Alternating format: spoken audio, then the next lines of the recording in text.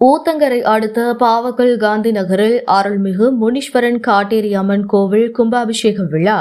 கிருஷ்ணகிரி மாவட்டம் ஊத்தங்கரை அடுத்த பாவக்கல் காந்தி நகர் அருள்மிகு ஸ்ரீ முனீஸ்வர காட்டேரி அம்மன் திருக்கோவிலில் கும்பாபிஷேகம் விழா இன்று நடைபெற்றது. இந்த கோவிலில் நேற்று முதல் இன்று அதிகாலையில் தொடங்கி பல்வேறு பூஜைகள் நடைபெற்று அருள்மிகு ஸ்ரீ முனீஸ்வரர் காட்டேரி அம்மன் திருக்கோவில் கும்பாபிஷேக விழா சிறப்பாக நடைபெற்றது.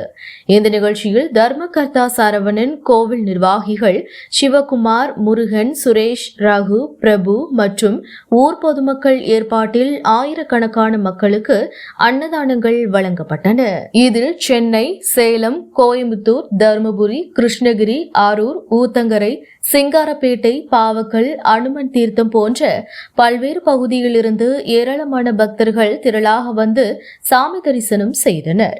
கோவில் நிகழ்ச்சியில் கலந்து கொண்டனர். அதனைத் தொடர்ந்து இன்று இரவு முனீஸ்வரர் பிறந்த கதை குறித்து தெருக்கூத்து நாடகம் நடைபெறுகிறது.